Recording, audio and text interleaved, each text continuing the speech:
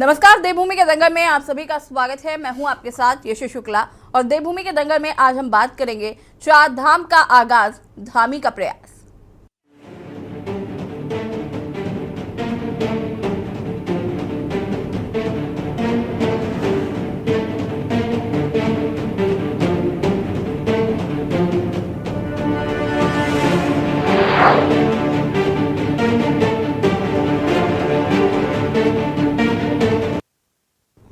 देश विदेश में प्रसिद्ध उत्तराखंड की चारधाम यात्रा का आगाज 22 अप्रैल से होने जा रहा है।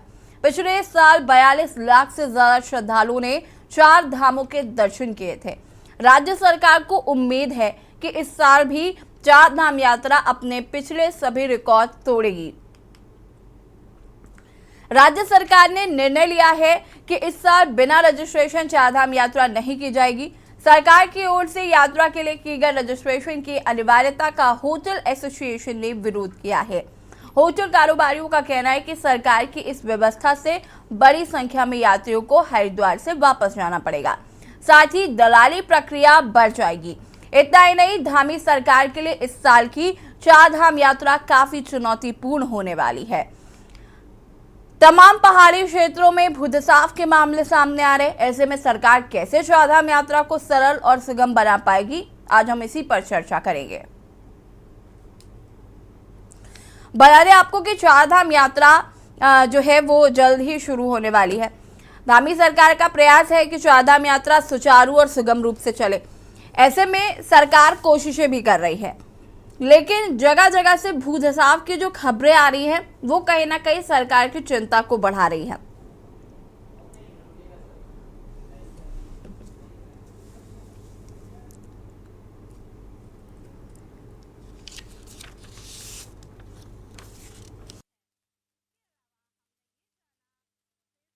और राज्य सरकार ने यात्रा को लेकर निर्णय लिया है कि बिना रजिस्ट्रेशन चारधाम की यात्रा नहीं की जाएगी। अब इसका विरोध होटल एसोसिएशन के लोग कर रहे हैं। उनका मानना है कि अगर ऐसा किया जाएगा तो कई ऐसे श्रद्धालु होंगे जो हरिद्वार से ही वापस लौट जाएंगे। हालांकि कई अव्यवस्थाएं हमें पिछली चारधाम यात्रा में देखने को मिली थी। कई खच्चरों की जान चली गई थी। कई ऐसी खबरें आई थी कि लोगों को इलाज नहीं मिल पा रहा था, लोगों को पानी नहीं मिल पा रहा था, बहुत सारी असुविधाएं थी। ऐसे में चारधाम यात्रा चुनौतीपूर्ण रहने वाली है सरकार के लिए भी। आज हम इसी पर चर्चा करेंगे। मेहमान हमारे साथ जुड़ चुके हैं। राजेंद्र चौधरी जी, प्रदेश महामंत्री कांग्रेस से हमारे साथ जुड़ चुके हैं। कमलेश जुनियार जी, प्रदेश प्रवक्ता बीजेपी से हमारे साथ जुड़ चुके हैं। पीसी थपलियाल जी, वरिष्ठ केडी नेता हमारे साथ जुड़ चुके हैं। शोभन सिंह राणा जी, चारधाम होटल एसोसिएशन से हमारे साथ जुड़ चुके हैं। उमेश सती जी, तीर्थ पुरोहित हैं बद्रीनाथ धाम के, वो भी हमारे साथ जुड़ चुके हैं। आप सभी का बहुत बहुत स्वागत है। और सबसे पहले मैं शुरुआत, सबसे पहले तो क्यों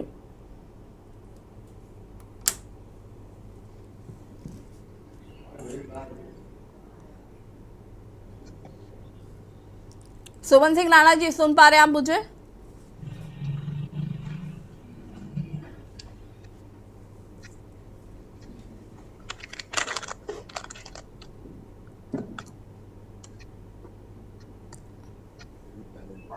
हेलो जी जी राणा जी, कंटिन्यू करिए।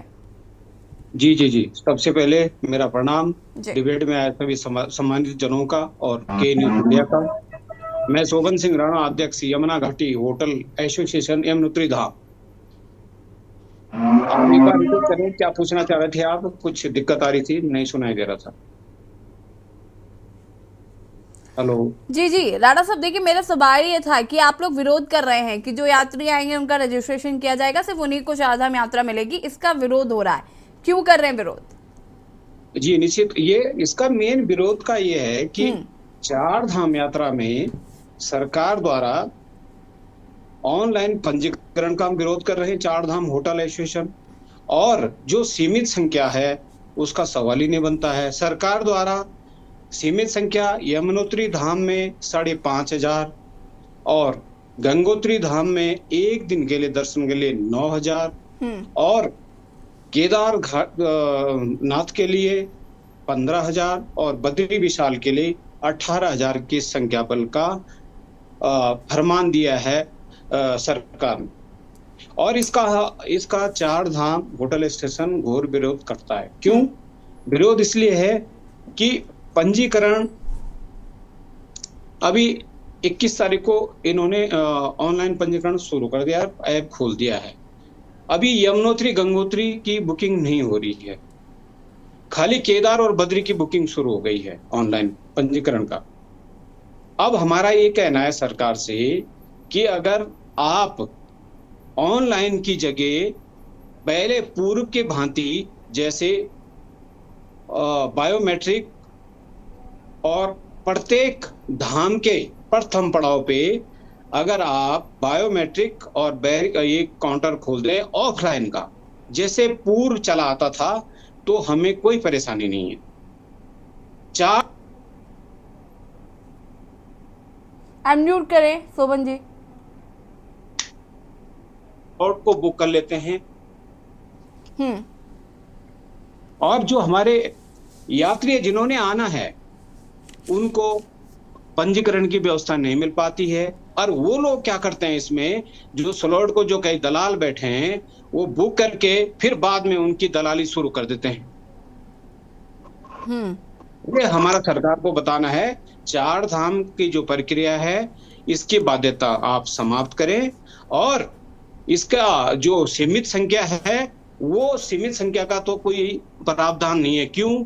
अगर आप 5,500 यात्री यमुनोत्री धाम में भेज रहे हैं एक दिन में और गंगोत्री धाम का है 9,000 यात्री गंगोत्री जाएंगे, तो लेकिन जो यमुनोत्री में 5,500 है तो 3,500 वो पहले ड्रॉप कर दिया क्या वहां पे गंगोत्री में? जो भी यात्रा आता है यानी कि 80% यात्रा चार धाम की होती है। और जो भी श्रद्धालु आता है उसका सबसे बड़ा जो मेन श्रद्धा और एम होता है, पहले यमुना मैया का जल, फिर गंगा मैया का जल, और उसके बाद उन्होंने क्या करना है, बाबा केदार को चढ़ाना है और लास्ट में बद्री विशाल में अभिषेक करना होता है। तो इन चीजों से क्यों वंचित किया जा रहा है उनको? क्या चाहती है सरकार? कई जगह तो लोग प्रचार प्रसार करते हैं कि आइए आप यात्रा में, और यहाँ आपने देखा 2022 में लोग रो के द्वार से वापस गए हैं पंजीकरण और सीमित संख्या के कारण। ऐसा क्यों किया जा रहा है? और ये सारे जो भी नियम कानून है वो चार धाम यात्रा पे क्यों? इससे आपके देश भर में आपका वैष्णो देवी है, कटरा देवी में पंजीकरण किया जाता है, उसके बाद आपका हिमाचल में है, उसके बाद आपका तिरुपति बालाजी में है। हर जगह एक दिन में लाखों लोग दर्शन करते हैं और वहां कोई पंजीकरण नहीं है, कोई सीमित संख्या नहीं है। तो चार धाम के लिए सरकार को क्यों याद आता है? आपने अगर व्यवस्था करनी है तो और सुविधा करो, आपका आने जाना का उसकी व्यवस्था करो, मेडिकल की व्यवस्था करो, सुलभ शौचालय की व्यवस्था करो। यमुनोत्री धाम और केदार घाटी जो पैदल मार्ग है उसकी व्यवस्था करो। वहां पे आप जो भी मेडिकल सुविधाएं हैं, हृदय रोग विशेषज्ञ हैं, उनको रखिए वहां पे, वो कोई मिलता नहीं है हॉस्पिटलों में। और सबसे बड़ी विडंबना ये है, मैं आपके चैनल के माध्यम से बताना चाहूंगा सरकार को, यमुनोत्री धाम में चारों धामों में सबसे बुरे हाल यमुनोत्री धाम का है और सरकार की तरफ से तो वहां अनदेखी है। रोडों से लगा लो आप जानकी चट्टी में जो पैदल ट्रैक है 5 किलोमीटर का, उसकी हालत देखो आप। उसमें घोड़ा खच्चर डंडी कंडी और यात्री भी उसी रूट पे चले हैं। और जो यात्री चले हैं घोड़ा खच्चर जब ऊपर से नीचे से स्पीड में आते हैं तो उनको भय रहता है कि कोई घोड़े से टक्कर न लग जाए और यात्री बाहर को न निकल जाए। वो रास्ते को सुधारो, उसको आप जो जितने हमारे आने जाने वाले श्रद्धालु हैं उनका एक रूट रखो और घोड़ा खच्चर डंडी कंडी का एक अलग से रूट बनाया जाए। लेकिन कई सालों से वहां पे कोई देख नहीं रहा है, उस रूट को देख नहीं रहा है। क्या हाल है यहाँ, घोड़े खच्चर मर रहे हैं। और जो अगर वैकल्पिक रूट बनाया गया है तो उसकी बुरी हालत है। तो अब इसमें बताओ, आप सबसे पहले तो आप अपनी सुख सुविधा और जो अब आप सरकार का काम है उसमें ध्यान नहीं दे रहे हैं। चार धाम यात्रा पे ज्यादा ध्यान की सीमित संख्या होनी चाहिए, ऑनलाइन पंजीकरण होना चाहिए, ऐसा क्यों? ठीक है, मैं वापस आऊंगी आपके पास और इस पर आगे हम चर्चा करेंगे और सरकार से के प्रवक्ता कमलेश जी भी हमारे साथ बैठे हैं, उनसे भी हम जानेंगे इन तमाम बातों को लेकर। तीर्थ पुरोहित हमारे साथ जुड़े हुए हैं। मैं आऊंगी कमलेश जी, तीर्थ पुरोहित जी की भी जरा इस पर प्रतिक्रिया ले लूँ मैं। उमेश सती जी, क्या कुछ कहना चाहते हैं चारधाम यात्रा को लेकर, जो नियम कायदे कानून बनाए गए हैं? अनम्यूट कर लीजिए। हाँ, जैसे राणा जी ने अपने वक्तव्य में तो सब कहा कि होटल एसोसिएशन की तरफ से कहा, लेकिन मैं चारधाम महापंचायत का उपाध्यक्ष भी हूँ और इस नाते में चारों धामों के तीर्थ पुरोहितों की तरफ से ये अर्ज करना चाहता हूँ सरकार की, जो पंजीकरण की जो अनिवार्यता है इसको समाप्त किए जाने की जरूरत है। सबसे पहले मैडम हमारा कहना यह है कि चारधाम यात्रा उत्तराखंड की आर्थिक रीढ़ है, इसी से सारे आर्थिक निर्भरता इसी पे जुड़ी हुई है उत्तराखंड में। यहाँ कोई बहुत बड़ी फैक्ट्री नहीं, कोई बहुत बड़ी इंडस्ट्रियल एरिया यहाँ कुछ नहीं है। एक ले लेकर के चारधाम यात्रा है जिसपे पूरी सरकार की आर्थिक निर्भरता इस पे टिकी हुई है। तो हमारा कहना है जो पंजीकरण की जो अनिवार्यता है उसको तुरंत समाप्त किए जाए। पंजीकरण में इन्होंने स्थानीय लोगों को भी इसमें जोड़ दिया, जो यहाँ के हक हकूकधारी हैं, दुकानदार हैं, होटल एसोसिएशन वाले, उन सबको अपने पंजीकरण के तहत लिया है। हमारा कहना है ये अनिवार्यता तो तुरंत समाप्त की जानी। दूसरा हमारा कहना है जोशीमठ के लोग जो 50 दिनों से लगातार यहाँ पर आंदोलित रत हैं और जिनकी समस्या अभी तक सरकार ने सुनी नहीं है, अभी तक उनकी समस्या का कोई समाधान नहीं हो पाया, वो 50 दिनों से लगातार यहाँ पर आंदोलित, सरकार को उनकी समस्याओं की तरफ भी ध्यान देने की आवश्यकता है। क्योंकि जो भी यहाँ के क्योंकि जोशीमठ जो है यात्रा का मुख्य पड़ाव है, यहीं से यात्रा होकर के गुजरती है बद्रीनाथ धाम की। और जोशीमठ में जो भी यहाँ पर जो प्रभावित लोग हैं उनके लिए आपने जितने भी होटल हैं यहाँ पर उनको आपने राहत शिविर केंद्र बना दिए। जब बड़ी संख्या में लोग वहां पर ठहरे हुए हैं तो जो यात्री आएंगे वो कहाँ जाकर के ठहरेंगे? ये तो बहुत बड़ी अव्यवस्था का मामला हो जाएगा। तो सरकार को उसकी समस्या, उन समस्याओं की तरफ भी ध्यान देने की जरूरत है। तीसरा मेरा जो पॉइंट है यहाँ पर, जो जोशीमठ जो मैं कह रहा हूँ कि यात्रा का जो प्रमुख पड़ाव है, यहाँ की जो प्रमुख सड़कें हैं जो बद्रीनाथ को जोड़ती हैं, उसकी जगह जगह पे 50-50, 30-30 फीट गड्ढे हो चुके हैं। इसकी अभी मरम्मत नहीं हो पाई है समय पर। तो कब इनकी मरम्मत होगी, कब ये यात्रा चलाएंगे सुचारू रूप से, यही बहुत बड़ा अपने आप में एक सवाल है। तो हमारा कहना है कि जो ये पंजीकरण की समस्या है इसको तुरंत समाप्त किए जाने की जरूरत है, क्योंकि बहुत आर्थिक निर्भरता इस पर जुड़ी हुई, सिर्फ ना यहाँ के स्थानीय लोगों की, तब मेरा कहना है कि पूरे उत्तराखंड की जितनी भी उत्तराखंड की जो भी आर्थिक निर्भरता है वो उससे जुड़ी हुई है।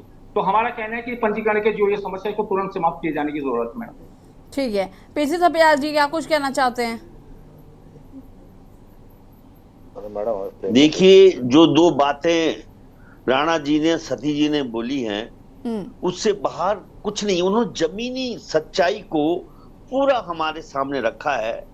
वो अब सरकार जो है वो अब उसका डिक्टेटोरियल बिहेवियर है, तानाशाही उसका जो रवैया है, उससे वो जनता को जितनी तकलीफ देगी उतना ही जनता परेशान होकर इन लोगों की जय जयकार करती है। ये सिस्टम है आदमी का, शायद उसी थ्योरी के मुताबिक ये चल रहे हैं। क्योंकि कितनी सच्चाई राणा जी ने बोली और कितनी सच्चाई हमारी, ये नालायक सरकार जब ये व्यवस्थाएं नहीं दे सकती तो इस चौधरी बनकर क्यों आ गई है रजिस्ट्रेशन में? अभी जो पुरोहित बोल रहे हैं, जो होटलियर्स बोल रहे हैं, उनमें उसको समझने की क्षमता क्यों खो दी? चार धाम यात्रा हमारी अलग नहीं, एक यूनिटी है। और बहुत अच्छे ढंग से राणा जी ने कहा कि 80% लोग चार धाम यात्राएं करते हैं। और सरकार का देखिए कि गंगोत्री में क्या दे रहे हैं, यमुनोत्री में क्या दे रहे हैं। गंगोत्री यमुनोत्री में तो लगभग एक जैसा रवैया होता है, लेकिन सरकार ने करना है। क्योंकि आजकल क्या हो चुका है, चाहे वो राज्य हो चाहे देश हो, एक व्यक्ति वो फुंदिया बनता है, वो कुछ भी जैसे हेडमास्टर की तरह अपना चाबुक घुमाता है। और वो उसमें ये सरकार का, केंद्र सरकार का पूरा ध्यान बद्रीनाथ और केदारनाथ में कॉरिडोर बनाने में है। और जो ये हमारी जो ऑल वेदर रोड है, जो हमारी जो व्यवस्था है, जिस तरह से राणा जी ने कहा कि कितने बड़े गड्ढे हो रखे हैं, सती जी ने कहा कि किस तरह की व्यवस्था जोशीमठ में है, इन चीजों को ये अनदेखा करेंगे। और उसके कारण अपनी नाकामियों को छुपाने के लिए ये रजिस्ट्रेशन ये जो कर रहे हैं, इनको ये भी नहीं है। देखिए, इन्होंने पहले भी होता था रजिस्ट्रेशन, पहले जो संयुक्त रोटेशन होता था वो इतना, ये अभी तो इनको क्या है ना कि हर चीज का एडवर्टाइज करना है, सुबह से शाम तक एक व्यक्ति को हीरो बनाना है। अदरवाइज पहले प्रशासनिक अधिकारी इसको बहुत अच्छे ढंग से करते थे। माननीय पांगती जी से मैं आज पूछ रहा था, वो बोल रहे थे जब मैं कमिश्नर था तो हम इस व्यवस्था को ऐसा ढंग से करते थे कि किस तरह से बूढ़ा केदार में भी लोग ठहरे, किस तरह से हमारे अन्य जो तीर्थ स्थल बहुत जगह हमारी वो बनी हुई है, हमारे गेस्ट हाउसेस बने हुए हैं, हमारी धर्मशालाएं बनी हुई है, यहाँ बहुत सी जगह खाली की खाली रह जाती है, क्योंकि जो राजनीति है ऐसे लोगों के हाथ जा चुकी है कि वे अनुभवी लोगों को, अनुभवी अधिकारियों को वो पूछना ही नहीं चाहते। और अनुभवी लोगों को, 2 अनुभवी लोगों को आप यहाँ पे लाए हैं हमारे सामने, हम सलूट करते हैं कि न्यूज को कि वो उमेश सतीश जैसे राणा जी से व्यक्तित्व को यहाँ पे डर रहे, पूरा देश सुन रहा है उनकी बातें, लेकिन हमारे नेता नहीं सुनेंगे। ये हमारी बहुत बड़ी अभिशाप बन के हमारे ऊपर खड़े हैं। हाँ। और इनको हम हरा भी नहीं सकते। तभी जिस पर आगे मैं विस्तार से बातचीत करूंगी। राजू मौर्य जी भी हमारे साथ जुड़ चुके हैं, प्रदेश प्रवक्ता आम आदमी पार्टी के। बहुत बहुत स्वागत है राजू जी आपका। और मैं यहाँ पर अब राजेंद्र जी का रुख करना चाहूंगी। राजेंद्र जी क्या कुछ कहना चाहते हैं? तमाम यहाँ पर प्रतिक्रियाएं जो हैं वो दी गई हैं।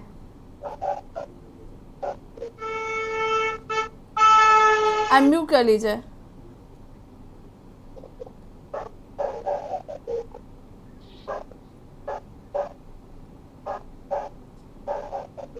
मेरी आवाज आ रही है? हाँ जी राजेंद्र जी। सबसे पहले तो मैं के न्यूज का धन्यवाद करना चाहूंगा कि वो ये जो हमारी 4 धाम यात्रा है इस पर निरंतर चर्चा करता है।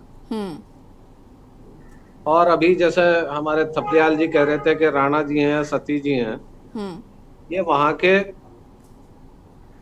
मूल रहने वाले लोग हैं और इन्हें वहां की जो समस्याएं हैं, ग्राउंड लेवल की जो समस्याएं हैं, वो इन्होंने हमारे सबके सामने रखी है।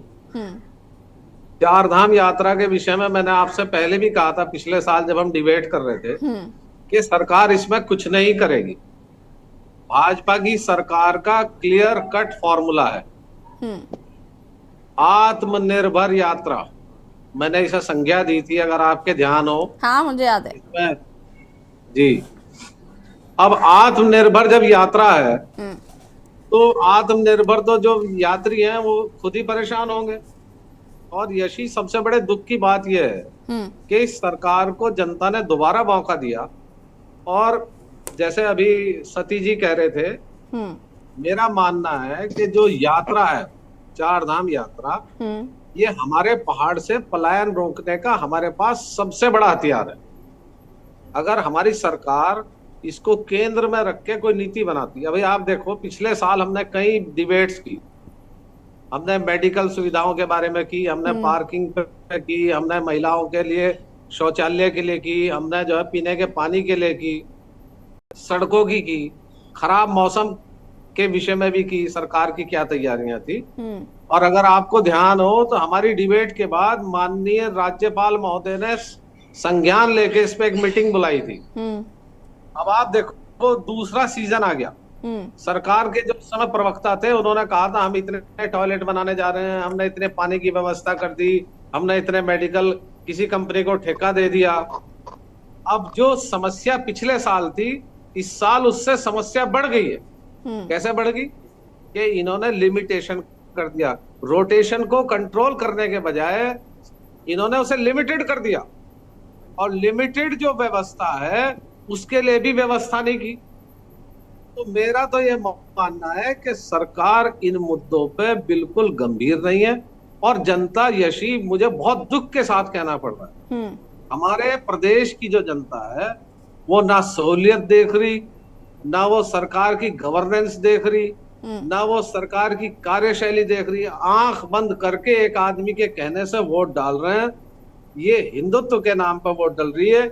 और 4 धाम के जो यात्री हैं, 4 धाम के जो व्यवस्थापक हैं, हमारे राणा जी जैसे हैं, सती जी जैसे हैं, और जो अन्य दुकानदार हैं, होटल वाले हैं, ट्रेवलर हैं, गाड़ी वाले हैं, जिनके ढाबे हैं, वो सब इससे प्रभावित हो रहे हैं।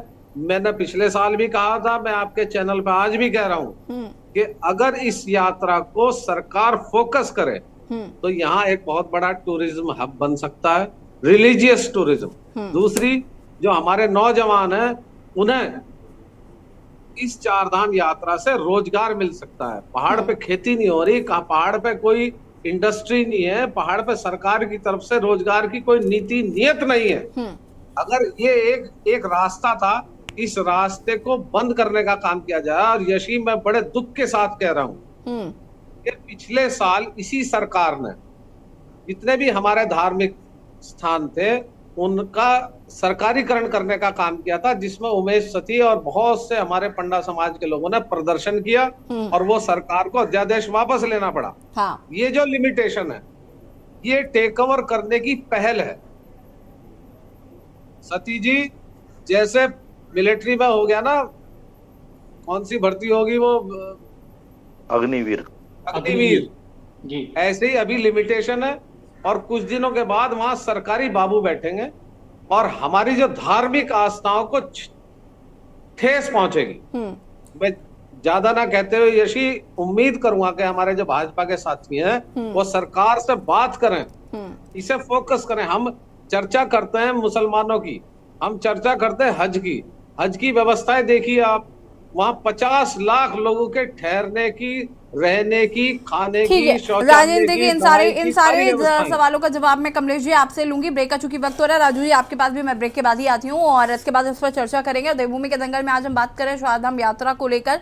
सरकार दावे कर रही है कि हम चारधाम यात्रा को सुगम और सरल बनाना चाहते हैं, इसलिए तमाम तैयारियां कर रहे हैं, लेकिन वहां पर रहने वाले जो पंडा पुरोहित है या फिर जो होटल एसोसिएशन के लोग हैं वो इसका विरोध कर रहे हैं। वजह क्या है ये हम डिबेट में जानेंगे और इसका सोल्यूशन कैसे निकलेगा ये भी हम जानने की कोशिश करेंगे। रुकेंगे, छोड़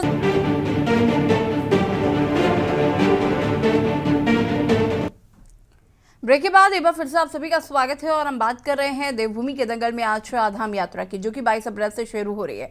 सरकार का कहना है कि वो इस यात्रा को सुगम और सरल बनाने की कोशिश कर रहे हैं। एक लिमिटेशंस तय की गई हैं, जिनके रजिस्ट्रेशन होंगे वही सिर्फ यात्रा में आ पाएंगे, लेकिन इसका विरोध होटल एसोसिएशन और पंडा पुरोहित जो है वो करते हुए नजर आ रहे हैं। चर्चा हम इसी पर कर रहे हैं कि क्या वजह है उनके विरोध प्रदर्शन करने की और सरकार कहाँ चूक रही है, क्योंकि पिछले साल हमने देखा था कि तमाम व्यवस्थाएं होने के बावजूद भी बहुत हाई तौबा मची थी। विपक्षी दलों ने भी बहुत सवाल खड़े किए थे और बहुत सारी अव्यवस्थाएं जो है वो देखने को मिली थी और चर्चा इसी पर हम करेंगे। और राजू मौर्य जी, आपकी प्रतिक्रिया चाहूंगी मैं इस पर।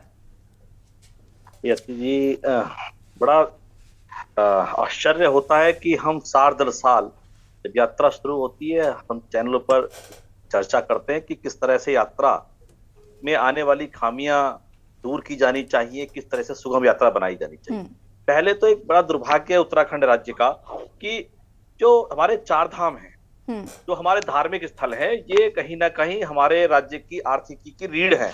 इनसे हमारे राज्य के जो बेरोजगार बच्चे हैं, जो होटल इंडस्ट्री है, जो टूरिज्म इंडस्ट्री है और इससे जुड़े हुए तमाम लोग, उन सब के घर चलते हैं, उन सब की आजीविकाएं चलती हैं। लेकिन इसको लेकर के सरकार के पास में आज तक, चाहे वो भारतीय जनता पार्टी की सरकार रही हो या कांग्रेस की रही हो, इन्होंने कोई सॉलिड प्लानिंग नहीं करी। मुझे याद है पिछले साल भी जब आपके चैनल पे ही डिबेट हुई थी तो मैंने कहा था, अपने भाजपा के मित्र से कहा था कि हमें राजनीति से ऊपर उठ करके काम करने की आवश्यकता है, क्योंकि ये विषय उत्तराखंड राज्य के डेवलपमेंट का है, ये कोई राजनीतिक विषय नहीं है।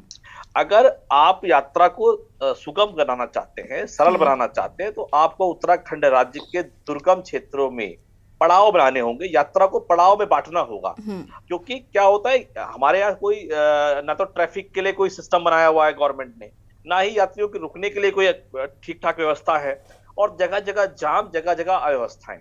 अगर हमारी सरकार इसको लेकर के एक रणनीति तैयार करे, एक मास्टर प्लान तैयार करे और यात्रा मार्ग में जो गांव है, जो खूबसूरत वादियां हैं, उन विलेजेस को टूरिस्ट प्लेसेस के रूप में भी डेवलप करे, पड़ावों में बांट दे, तो कहीं ना कहीं एक पता लगा कि एक कोई डेस्टिनेशन बनाई और उस जगह पर 1000-2000 यात्री रुक गया, क्योंकि उसका नंबर अगले दिन आने वाला है। इस तरह से अगर जगह जगह हम पड़ाव बनाएंगे और यात्रा को वहां रोकते हुए आगे लेके जाएंगे, तो निश्चित रूप से पहला काम तो ये होगा कि जो क्षेत्र है, जो हमारे पर्वतीय गांव हैं, वहां पर डेवलपमेंट आएगा, उनकी जो रोजी है, आजीविका है, उसमें तेजी से बदलाव आएगा। वो लोग डिपेंडेंट नहीं रहेंगे, यात्रा उनको भरपूर इतना देगी कि वो भी अपने बच्चों को अच्छी एजुकेशन और अपने लिए अच्छी हेल्थ फैसिलिटीज ले पाएंगे। लेकिन दुर्भाग्य ये होता है कि जब यात्रा आ गई, अब जैसे कि अब यात्रा सीजन जब आ जाता है उसके बाद हाय तौबा मचने लगती है। उस टाइम फिटनेस की भी याद आ जाती है, गाड़ियों की फिटनेस है कि नहीं है, रजिस्ट्रेशन हो रहा है कि नहीं हो रहा है। आप अगर यात्रा के रजिस्ट्रेशन खोलना चाहते हैं तो आप इसको बड़ा सरल कर दीजिए। 6 महीने पहले यानी यात्रा समाप्त होने के बाद से नेक्स्ट सेशन की रजिस्ट्रेशन आराम कर दीजिए, ताकि इजिली आदमी अपने रजिस्ट्रेशन करा पाए, उसके हेल्थ चेकअप की रिपोर्टें अपलोड कर पाए, सारी चीजें कर पाए। लेकिन कहीं ना कहीं मैं देखता हूं कि हर बार इस यात्रा को जो है गंभीरता से नहीं लेते, और इसका खामियाजा ये होता है कि कहीं ना कहीं हमारा जो टूरिज्म बेस और धार्मिक पर्यटन, यानी धार्मिक पर्यटन पर जो आर्थिकी डिपेंडेंट है, वो कहीं ना कहीं आने वाले लोगों का बैड एक्सपीरियंस लेकर के जाते हैं कि उत्तराखंड जब हम जाते हैं तो वहां पे ये कमी होती है, वहां पर ये कमियां होती हैं, तमाम कमियां ही कमियों के एक्सपीरियंस लेके जाते हैं। ये बहुत बड़ा दुर्भाग्य है। सरकार को मैं बार बार एक सुझाव देना चाहूंगा कि क्यों ना एक मास्टर प्लान बना करके, जब आपको पता है कि हर साल यात्रा होनी, पिछली बार तो बड़े अजीबोगरीब से एक्सक्यूज भी दिए गए थे, जब बीच में सत्र भी आया था और तमाम चीजें होती हैं, तो यात्रा को लेकर के तरह तरह के अजीबोगरीब एक्सक्यूज दिए जाते हैं। मेरा तो सुझाव यही है सरकार में बैठे हुए लोगों से कि आप एक कार्य योजना तैयार कीजिए, मास्टर प्लान तैयार कीजिए। ये हर साल होने वाली यात्रा है, इसको बेहतरीन, सुगम और कैसे रोजगार से जोड़ दिया जाए, इस पर अगर आप फोकस करेंगे, कोई काम मुश्किल नहीं है। आपके पास पैसे की कमी नहीं है, लेकिन आप लोगों के अंदर कार्य करने की क्षमता, इच्छा शक्ति का अभाव है। मैं इतना ही कहना चाहूंगा। कमलेश जी, माफी चाहूंगी कि काफी देरी से आपके पास आ रही हूँ, लेकिन सभी तमाम यहाँ पर दलों की भी बात हमने सुनी, साथ ही साथ तीर्थ पुरोहित और चारधाम होटल एसोसिएशन से भी हमारे साथ सुमन जी जुड़े हुए हैं। बहुत सारी बातें यहाँ पर करी, बहुत सारी कमियां खामियां उनके द्वारा बताई गई, और चूंकि ये लोग वहाँ के मूल रूप से निवासी हैं, तो मैं स्टूडियो से बैठकर या फिर आप अपने घरों से बैठकर उन चीज़ों को बेहतर नहीं समझ सकते जितनी बेहतरी से वो लोग समझ रहे हैं बाहर रहकर। साथ ही साथ चारधाम यात्रा को वो हर साल फेस करते हैं, चारधाम यात्रा में होने वाले नफ़ा नुकसान को वो महसूस करते हैं, तो कहीं ना कहीं वो बहुत सारी बातें बता सकते हैं। एक सुझाव मुझे यहाँ पर राजू मौर्य जी का बहुत अच्छा लगा कि जब हर साल चारधाम यात्रा होती है तो हम पहले से रजिस्ट्रेशन, अगले सेशन की तैयारी पहले से क्यों नहीं करने लग जाते कि हमें पता है चारधाम यात्रा होगी ही होगी, श्रद्धालु आएंगे ही आएंगे, फिर उस अकॉर्डिंगली व्यवस्था अगर आप पहले से शुरू कर देंगे तो अब जो एंड मोमेंट पे चीजें हो रही हैं ना, वो क्रिएट होना बंद हो जाएंगी। फिलहाल सभी लोगों को आपने सुना, क्या कहना चाहते हैं उस पर भी क्या राय है आपकी? देखिए, चारधाम यात्रा जो है वो, हम अगर देखा जाए इसको इस परिप्रेक्ष्य में देखा जाए, ये आध्यात्मिक और आर्थिक रूप से उत्तराखंड के लिए है। सामाजिक दृष्टिकोण से भी अगर देखा जाए तो कहीं ना कहीं जो हमारे हिंदू समाज के लोग हैं या जिनका एक भाव होता है कि भाई मैं अपने जीवन काल में एक बार, या हर साल वाले भी हैं, कई लोग आने चाहते हैं, तो उनका एक विषय है। और उसी विषय में के हमारी सरकार ने निरंतर, अगर आप देखोगे 2013 की आपदा के बाद एक जब केदारनाथ एक बहुत बड़ी आपदा आई थी, उसके उपरांत हम लोगों के विचार में, कई लोगों के मन में भी आता था कि भाई आने वाले टाइम पे क्या होगा, कैसा होगा। और आज जैसे हमारे प्रवक्ता बता रहे थे कि थपलाल जी कह रहे थे कि पहले की अपेक्षा में बहुत अच्छी व्यवस्था थी, लेकिन अगर उसकी तुलनात्मक देखा जाए, पहले से व्यवस्था में परिवर्तन आया है, व्यवस्था में यात्रियों की संख्या बढ़ी है। आज केदारपुरी के नाम से माननीय नरेंद्र मोदी जी का जो स्नेह प्यार चारधाम के लिए या केदारनाथ के विशेष करके, या आज बद्रीनाथ को मास्टर प्लान के अंतर्गत डेवलप करने का जो उनका विचार है, चाहे रोपवे की बात हम केदारनाथ के लिए करते हैं, ये सारी ना कहीं एक सोच का ही नतीजा है। और उसी सोच के नतीजा दृष्टिकोण से हमारी सरकार है या आम जनमानस, या क्योंकि अपने जितने भी कमलेश जी, मैं एक बात कहना चाहती हूँ, और सिर्फ आपकी ही पार्टी के लिए नहीं, मैं ये कांग्रेस के लिए भी कहना चाहूंगी। मैं राजन जी आऊंगी आपके पास। मैं ये कहना चाहती हूँ कि चारधाम यात्रा में कितने लोग आएंगे ये सरकार की सफलता नहीं हो सकती, क्योंकि जिनको चारधाम यात्रा में आना है वो आएंगे, जिनको नहीं आना है वो नहीं आएंगे।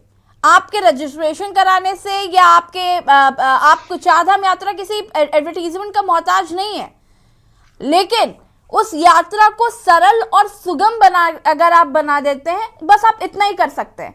उनको लाना या नहीं लाना आपके हाथ में नहीं है, तो कम से कम वही चीजें अगर उनको मिलेंगी तो बेहतर होगा उनके लिए।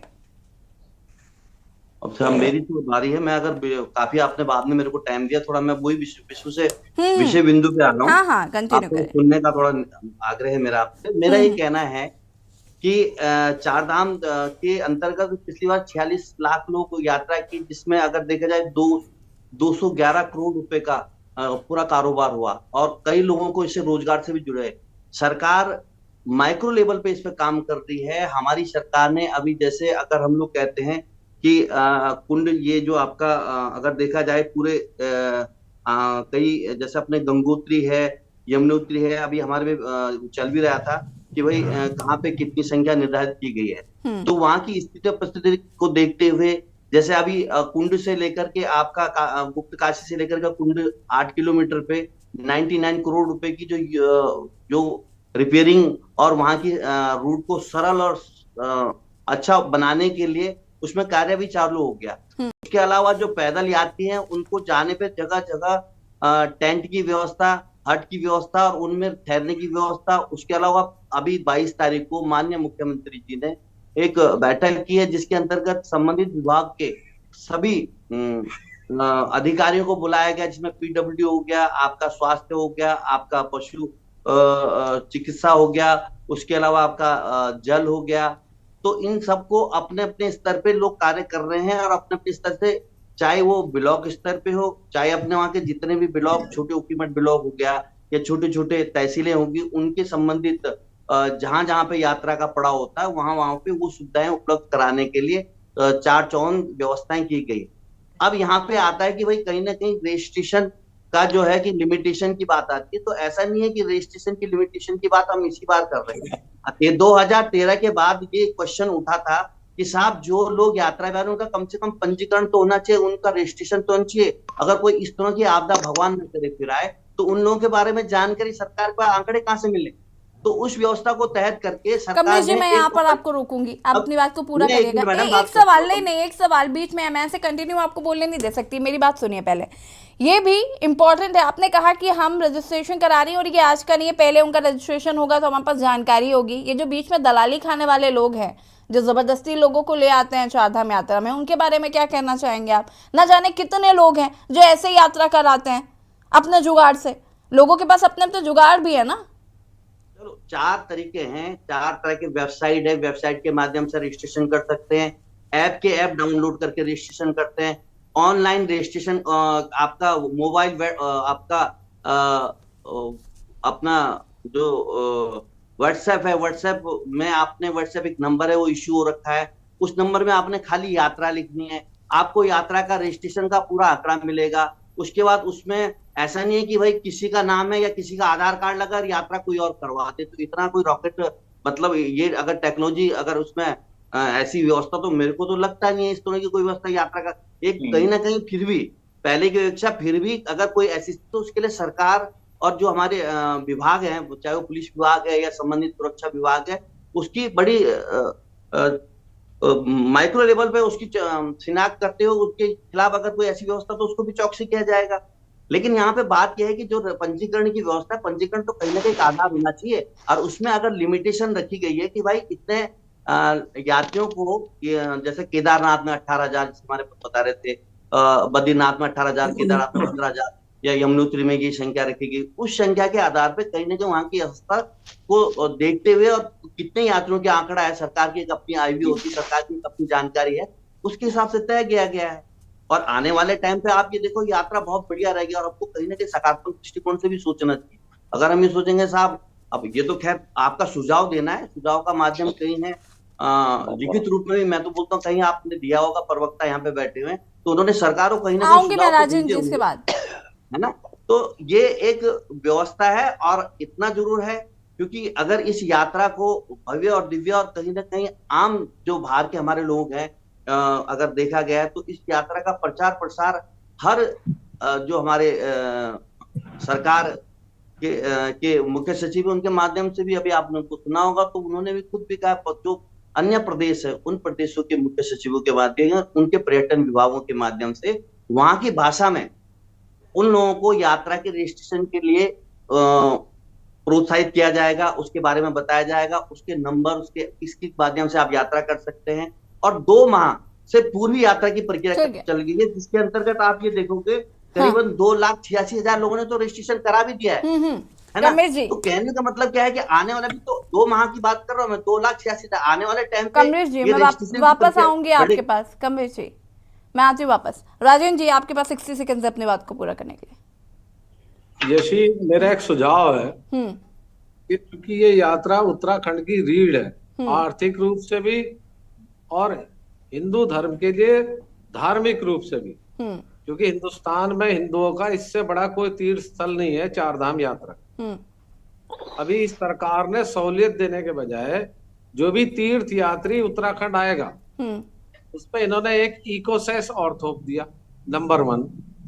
नंबर 2, मेरे साथी बैठे हैं प्रवक्ता भाजपा के, क्योंकि ये दूसरे टर्म में सरकार है, 6 साल का बहुत बड़ा समय होता है किसी भी काम को सुधारने का, करने का, व्यवस्था को सही करने का।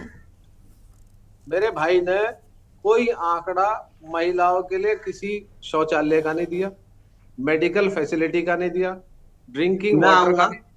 अगर मौका मिलेगा मैं जवाब दूंगा। बीच में मत बोलिए।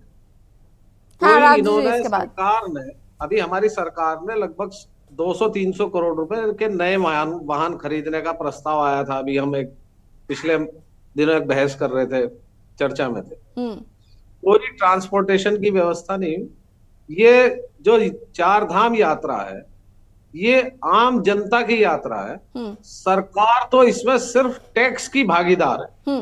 ठीक है राजेंद्र जी, अब रुकिएगा तो मैं कमलेश जी से जवाब दूंगी इसका, प्लीज। हमारे पास वक्त की भी कमी है, समझिएगा। कमलेश जी मैं ये कहूंगा, ये कह रहे हैं सेस टैक्स लगाए, ये देखो मैंने पहले आपने वक्तव्य में कहा ये चीजें खुद भी मान रहे हैं कि साहब ये हमारी लेना चाहूंगा ये कमलेश भाई, एक सेकंड दो मुझे। आप भी मत बोलिए भाई साहब, रुकिए, सुन लीजिए एक मिनट सुन लीजिए बिल्कुल रहेगा भाई साहब, वही बात है। मेरा अब हम कहना बोलना ये चालू है करेंगे फिर आप कि जो व्यक्ति बुजुर्ग है, अरे जो मैं बता रहा हूँ, WhatsApp आप चलाना अपनी नहीं बात जानता, ऐसे ना, इंटरनेट आपकी बात आ नहीं गई जानता, है, वो फिर अपना चर्चा हो रजिस्ट्रेशन जाएगी। कैसे कराएगा? ठीक है आप कमलेश जी। सुनिए। हाँ मैं बोल रहा हूँ, ये कह रहे हैं कि साहब हाँ, अपने शोभन हिसाब जी, में इसके बाद तो आते पहले लेके चल रहा हूँ कि आर्थिक दृष्टिकोण से, चाहे सामाजिक दृष्टिकोण, चाहे आध्यात्मिक दृष्टिकोण से यात्रा महत्वपूर्ण है। अब कहीं ना कहीं अगर संख्या बढ़ेगी तो हमने जैसे बताया 211 करोड़ का कारोबार किया है, 46 लाख यात्री आए हैं। तो सरकार ये नहीं चाहेगी भाई इसमें कहीं ना कहीं संख्या कम होगी, लेकिन क्या है कि एक व्यवस्था के तहत जब पंजीकरण का मानक रखा जाएगा उसके अंदर क्राइटेरिया भी रखा जाएगा।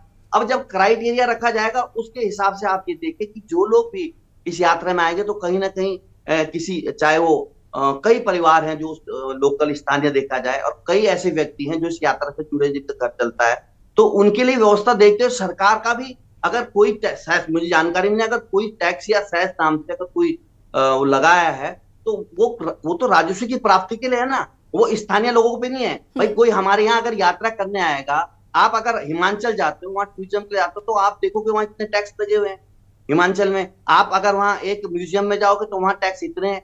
आप शिमला जाओगे घूमने के लिए, या तो कुछ ना कुछ सरकार की एक ऐसी व्यवस्था अगर करना चाहिए तो एक अच्छा कदम है। इसको कोई इससे मुझे लग नहीं रहा है कि कहीं ना कहीं राजेंद्र जी रुकेगा। ठीक है कमलेश जी, कहीं ना कहीं कमी हाँ कमलेश जी आएंगे। राजू जी मैं बोलना चाहूंगा, मुझे शोभन जी इसके बाद आती हूँ।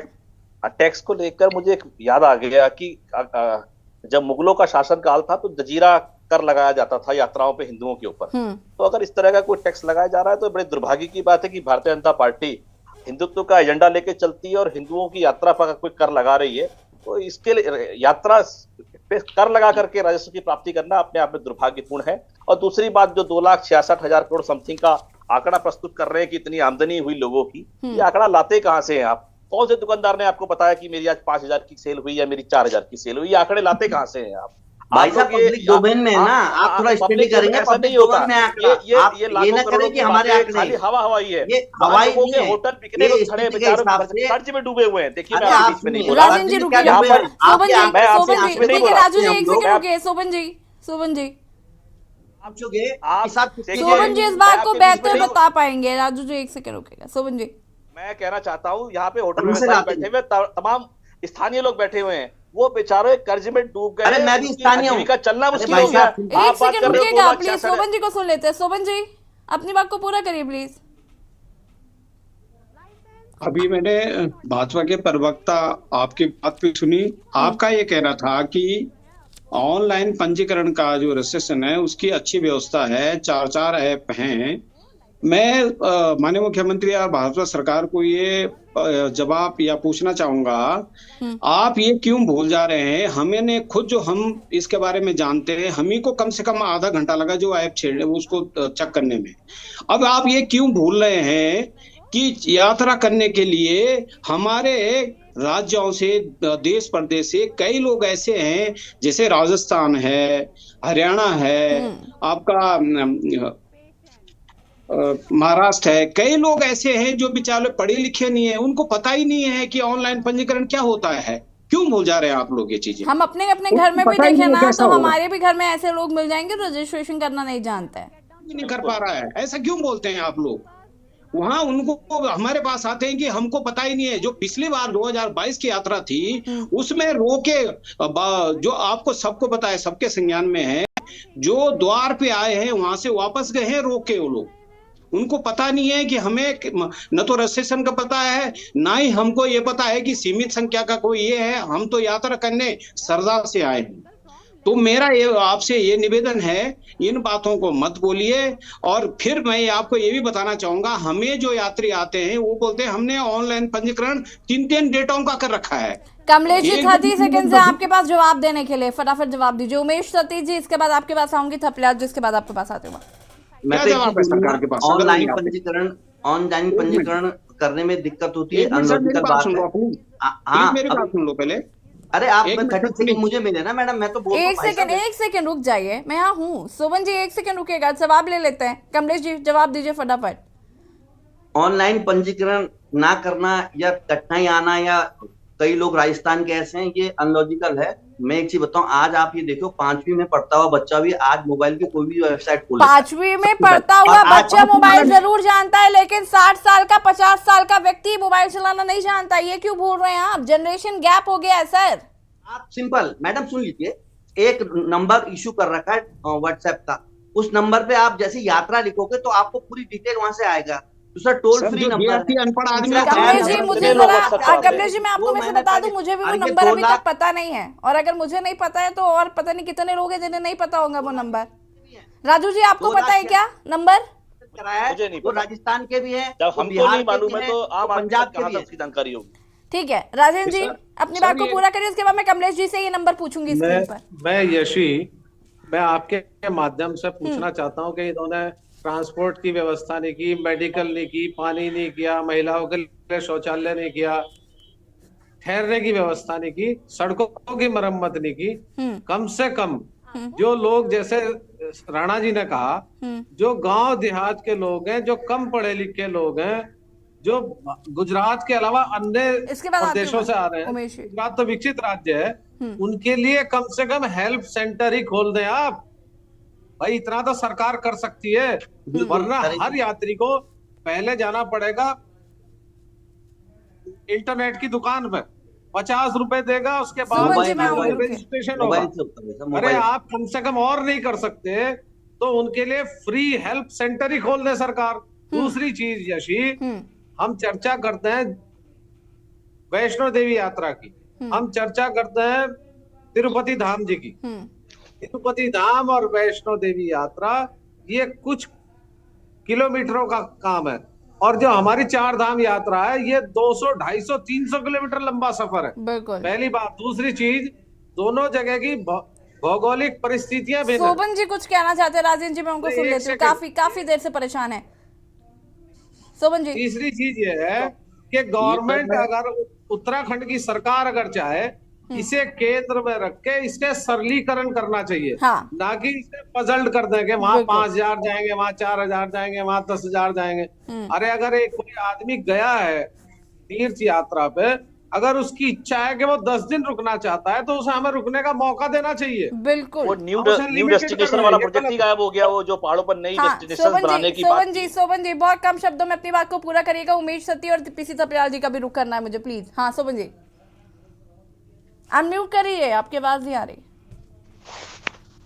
मेरा केवल इतना कहना है उत्तराखंड सरकार से, माननीय मुख्यमंत्री जी से, कि सबसे पहले तो जब 4 धाम यात्रा शुरू होती है तो सारे नियम कानून यहाँ पे क्यों? अगर आपने व्यवस्था सुधारनी है तो सबसे जटिल व्यवस्था मैं आपके संज्ञान में डालना चाहूंगा आपके चैनल के माध्यम से कि चार धाम यात्रा का संचालन बिंदु हरिद्वार ऋषिकेश है। वहां से पूरी यात्रा शुरू होती है और वहीं से गाड़ी का फिटनेस, ट्रिप कार्ड और ग्रीन कार्ड पास सब मिल जाता है। और कम से कम जो यात्री बाहर से आते हैं वहां उनको कम से कम 2 या 3 बजे बज जाती है, कम से कम 2 बजे 3 या 4 बज जाती है। वो कब यमुनोत्री आएंगे? इसमें ये सुविधा है, इसको देखो ना आप, जो सुख सुविधा वहां होती है पहले उसको देखो।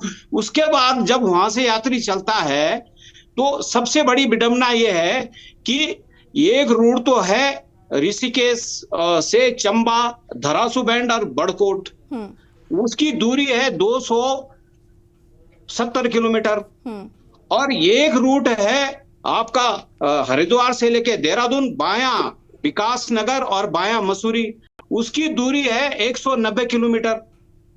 तो हमारा ये कहना सरकार से ये भी था, जब आपका गढ़वाल का सबसे मोटर यूनियन है टीजीएमओ और जीएमओ की बसों का जो पास होता है वो यात्रा काल में बायां विकास नगर मसूरी से दिया जाए, ताकि यात्रियों का 80 किलोमीटर तो 20 का जो गैप है लगभग, और कम से कम 2 घंटे उनके अनावश्यक खराब होते हैं।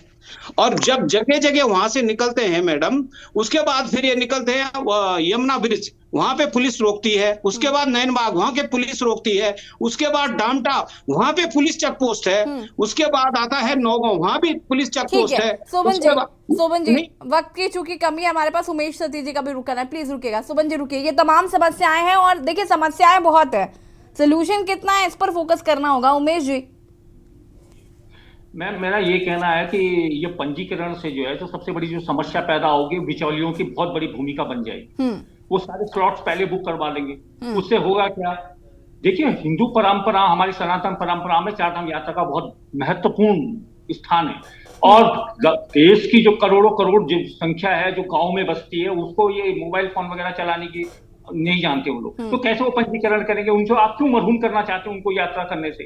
दूसरा हमारा क्या है, ये सिर्फ हम ही लोगों की आर्थिक निर्भरता नहीं है कि हम लोग जो स्थानीय नागरिक है, जो तीर्थ पुरोहित है, हक हकूकधारी है, सिर्फ इसी की आर्थिक, हमारी ही आर्थिक निर्भरता नहीं है कि पूरी संपूर्ण उत्तराखंड की सरकार की आर्थिक निर्भरता भी इसी यात्रा पर टिकी हुई है। तो सरकार क्यों अपने इस आर्थिक स्रोतों को सुखा देना चाहती है, ये मेरी समझ में नहीं आ रहा। आप हर साल 6 महीने जब बट बंद हो जाते हैं उसके बाद आप क्यों इसकी समीक्षा नहीं करते हैं? पूरी यात्रा कालीन की समीक्षा क्यों नहीं करते हैं? और वो मुझे आज तक समझ में आया, जो भी यात्रा कालीन जो मीटिंग होती है उसका आउटकम निकल करके क्या आता है आज तक ये हमको पता नहीं है। आप अगर स्थानीय स्तर पर देखें तो कहीं कोई काम नहीं हो रहा है, खाली मीटिंग पे मीटिंग हो रही है, लेकिन उसका धरातल कहीं नहीं दिखाई दे रहा है कि कहां पर क्या हो रहा है। सड़कें आज भी वैसी बुरी हालत है जहां बड़े बड़े होल हो रखे हैं। जोशीमठ की स्थिति तो बहुत भयावह है, अगर आप यहाँ सड़कों की स्थिति देखें तो 25-25। उमेश जी ठीक है, थपलिया जी बहुत कम शब्दों में प्लीज अपनी बात को पूरा करिएगा। देखिए, हम पुराने समय से लेकर आज दिन तक देखते आ रहे हैं यात्राओं को। यात्रा हमारे सरकारों के हाथों से खिसक गई है।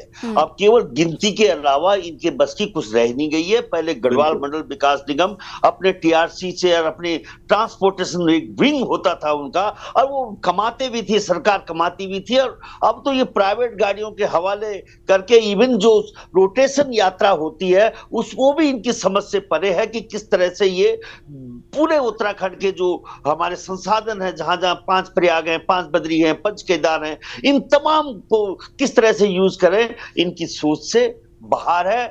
पुरानी यात्राएं जनता चलाती थी, चट्टियां होती थी, जनता से संवाद होते थे, गांव गांव से यात्रा निकलती थी, महीने 2 महीने 3 महीने रहती थी। अब 2 उड़ के आएंगे, उड़ के चले जाएंगे यात्री, और उनके पास केवल गिनती और गिनती के अलावा सेस जो लगा रहे हैं वो वही एकमात्र उनका कमाई का साधन है। और उसको भी हम बहुत ज्यादा विरोध कैसे करें, क्योंकि सरकार तो नंगी हो चुकी है। देखिए कमलेश जी, चूंकि वक्त की कमी है तो मैं आपको इसका निष्कर्ष बता देती हूँ। पहली बात तो ये इकोसिस को लेकर जो यहाँ पर बात कही गई।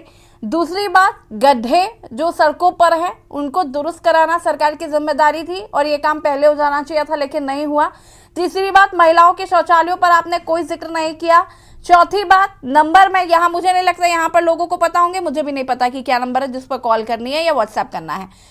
इसके लिए सरकार ने क्या किया, साथ ही साथ यहाँ पर जो एसोसिएशन के लोग बैठे हुए हैं, सुबन जी, उन्होंने बहुत अहम बातें बताई, इस पर ध्यान देना। और मेन पॉइंट जो दलाली का आता है, इस पर फोकस करना सरकार की एक बड़ी जिम्मेदारी है। कमलेश जी, वक्त की कमी है, जवाब मैं आपसे जरूर लेती, लेकिन मैं उम्मीद करती हूँ कि आप इन सारी बातों को पहुंचाएंगे और इस पर काम करेंगे, जो कि काफी महत्वपूर्ण है अगर आप चाहते हैं कि चारधाम यात्रा सुगम, सरल हो और लोग ज्यादा से ज्यादा आए। बहुत बहुत शुक्रिया आप सभी का चर्चा में शामिल होने के लिए। और देवभूमि के दंगल में आज हम बात कर रहे थे चारधाम यात्रा की। आपको बता दें कि जो कि 22 अप्रैल से शुरू होने वाली है और इस यात्रा को लेकर सरकार ने तमाम तैयारियां की हुई है। इस यात्रा को लेकर विपक्षी दल सरकार को घेर रहा है, क्योंकि पिछली बार यात्रा में बहुत सारे ऐसे वीडियोस आए थे जिसमें लोग निराश हुए थे और ये देश विदेश में कहीं ना कहीं एक अलग छवि लेकर जाता है। और क्योंकि देश विदेश से यहाँ पर लोग आते हैं, तो अगर व्यवस्थाएं नहीं होंगी तो कहीं ना कहीं उत्तराखंड की छवि जो है वो विदेशों में खराब होगी। ऐसे में सरकार को इस ओर ध्यान देना बहुत जरूरी है। देवभूमि के दंगल में फिलहाल इतना ही। देखते रहिए के न्यूज़ इंडिया। नमस्कार। इस कार्यक्रम